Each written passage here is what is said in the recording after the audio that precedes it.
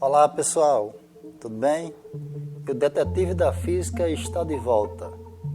Hoje, no terceiro episódio dessa série, eu trago 3 situações curiosas. A primeira é uma situação sobre centro de massa, foi uma pergunta que veio lá de São Miguel. A segunda é uma situação sobre o Teorema de Bernoulli, um vídeo bem curioso. A terceira situação é sobre colisão, uma colisão entre um motociclista e um urubu, acreditem. E a quarta e última colocação é um vídeo mais para descontrair, a minha amiga Clara Figueiredo, que perguntou sobre terraplanismo, né? Então, o Detetive da Física está de volta, hoje com um cenário novo, negócio mais organizado. Aqui do meu lado tem uma TV para mostrar os vídeos para vocês. Então, sem mais delongas, vamos para o primeiro vídeo de hoje. É um vídeo interessante, mandado por nossa amiga Laiana. Vejam o vídeo na tela.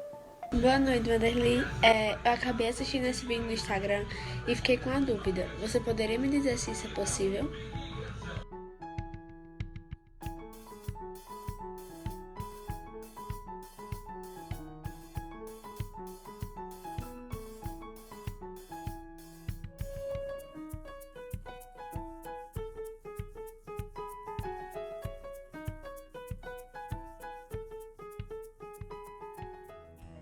Então, analisando o vídeo friamente, percebe-se a seguinte situação. Uma mulher consegue se erguer, levantando uma cadeira, e quando o homem vai, não consegue. Será que a física explica isso? Mas é claro que explica. Como dizia meu amigo Chicão, a física explica tudo. Então, o que é que explica essa situação?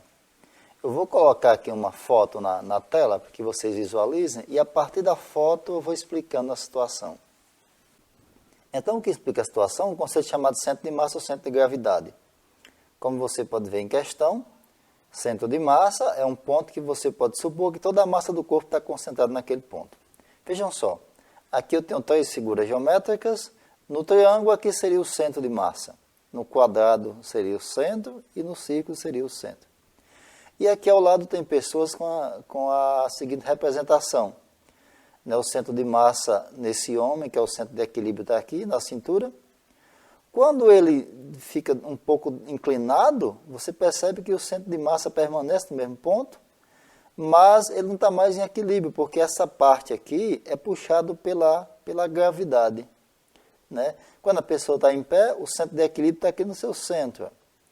Se a pessoa inclinar, ele está fora da base, a gravidade vai puxar ele para frente, ele vai cair, né? Isso é muito aplicado quando a gente vai levantar. Então, essa é a definição de centro de massa em linhas mais gerais. Agora, voltando para o vídeo, o que você percebe? Eu tiro uma foto aqui da seguinte situação. Quando a moça pega a cadeira e tenta levantar, e ela consegue. Olha só, se você pegar aqui uma linha reta da cabeça dela até essa parte central, que seria o centro de equilíbrio dela, e puxar para cá para o solo, você tem aproximadamente aqui 90 graus.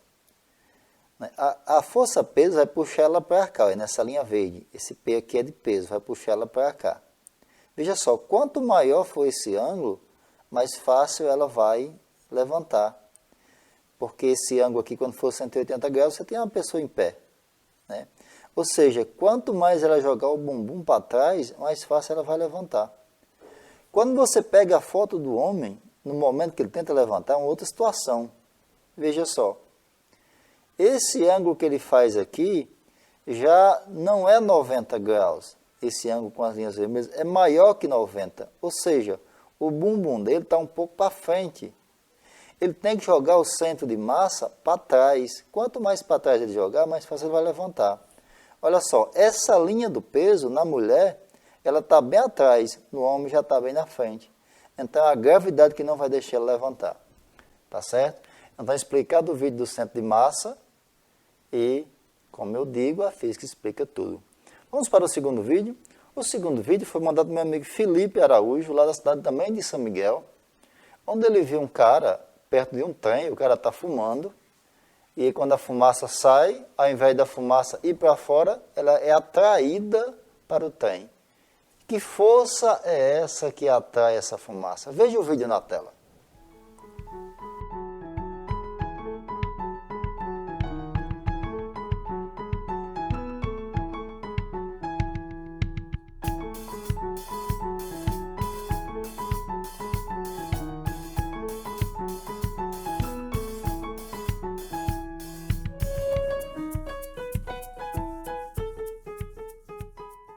E aí, para explicar esse vídeo, eu vou usar um teorema que é chamado de Teorema de Bernoulli, do físico suíço Daniel Bernoulli.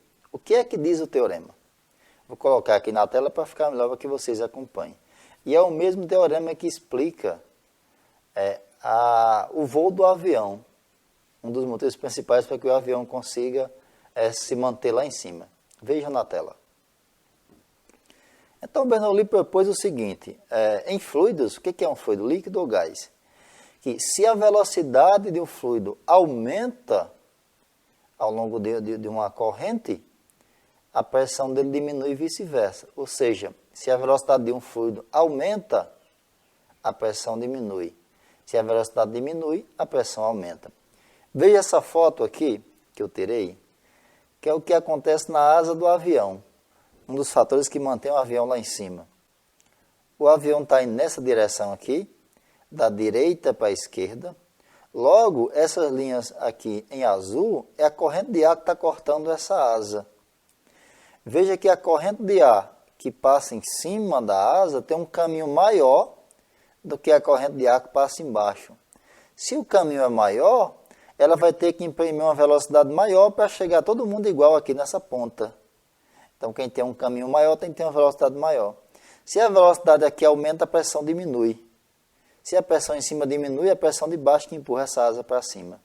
No caso do trem, eu peguei aqui a foto de um trem, imagine que o trem está vindo aqui, ó, nessa direção, nessa linha aqui vermelha.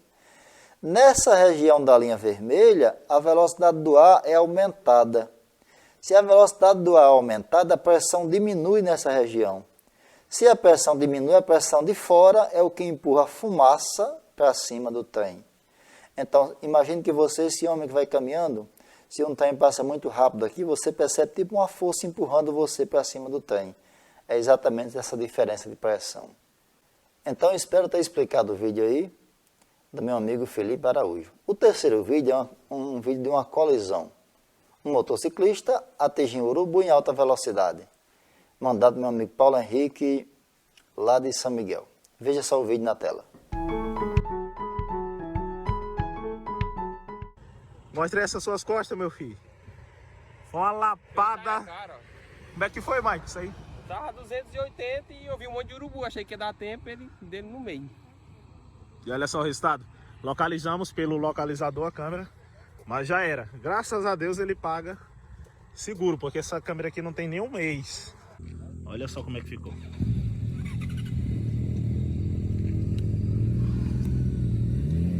Olha isso. Então, essa questão do motociclista, né, eu vou logo ser simples, prático e rápido, assim como a física, é uma questão que não dá para calcular. Eu até criei uma questão, vou colocar aqui a questão na tela e vou discutir em cima dela. Veja só, essa é a questão. Mas você percebe que não dá para calcular. Mesmo tentando colocar todos os dados, eu preciso saber de mais algumas coisas. Primeiro, essa colisão, ela não se encaixa em nenhuma das colisões. Ela não é elástica, não é inelástica, não é perfeitamente elástica. Por quê? Porque o urubu, ele se espatifou, ele se esbagaçou, como a gente diz no dia a dia.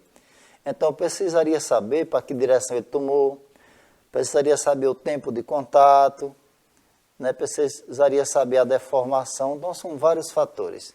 E um erro que a gente comete é dizer o seguinte: com que massa o objeto atingiu o outro? Por exemplo, uma vez eu vi um cálculo no estádio de futebol, um torcedor jogou um vaso sanitário, veja só, um vaso sanitário na cabeça do outro.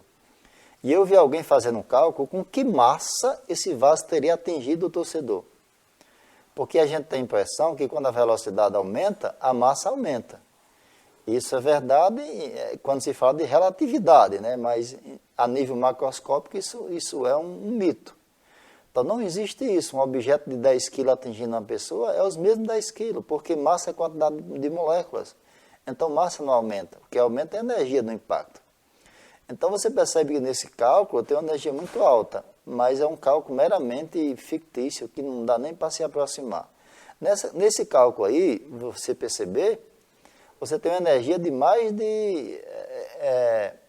seria uma massa equivalente a mais de 3 mil quilos. Isso se o urubu não tivesse se deformado. Né?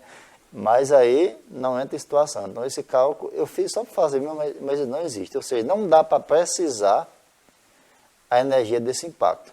A gente sabe se foi grande porque quebrou câmera, quebrou capacete, quebrou tudo como você viu no vídeo. Ok? E o terceiro e último vídeo, ou melhor, o quarto e último vídeo é da minha amiga Clara Figueiredo, Maria Clara Figueiredo, lá de São Miguel, que perguntou sobre a Terra plana. Só para encher meu saco. Veja só. Anderlin, afinal, a Terra é plana, não é? E veja os motivos. Aqui está o planeta Terra e ele gira numa velocidade de 1.700 km por hora ao redor de si mesmo. É a rotação. E os caras querem que eu acredite que um foguete saiu voando daqui e conseguiu acertar aqui nessa velocidade. Seria o mesmo que uma pessoa pular de um trem em movimento e cair dentro de uma cesta de basquete. Tem que ser um completo animal para comprar as coisas que a NASA diz. E pior, eles falam que foi em 1969, há mais de um século atrás. Nem eletricidade tinha na rua, era igual Acre. E eu quero saber que meteorito de crack foi esse que os astrólogos da NASA fumaram antes de enganar a raça humana inteira com isso. Por que então eles não voltam na Lua agora que nós temos a tecnologia para isso? E eu digo, porque é impossível pular desse brinquedo de parque em movimento, rodando e sair vivo, seus mentirosos. Tá explicado? Então você percebe nesse vídeo, desse cara,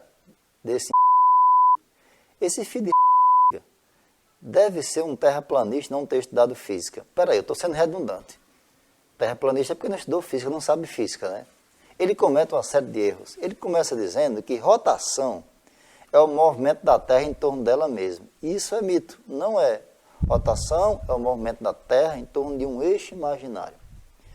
E depois ele acaba dizendo que o homem foi à Lua em 69, há mais de um século atrás. Que matemática dos infernos é essa? Que de 1969 para 2020 dá mais de um século. Onde diabo esse infeliz estudou matemática? Está perdido, né? Por que o homem não vai à Lua agora? Porque não tem mais interesse nenhum, mas vê o que na Lua? Vocês sabem o quanto custa uma missão para ir à Lua? Né? Quem devia refutar a viagem à Lua seria o pessoal da União Soviética, e assim não fizeram. Então, terraplanismo e viagem à Lua não se discute. A Terra é redonda e o homem foi à Lua, ponto, acabou a conversa. Espero que tenham gostado do vídeo. Se inscrevam no canal. Esse foi o terceiro episódio de Detetive da Física. Mandem suas perguntas que eu vou buscar no seu dia a dia. Valeu, tchau!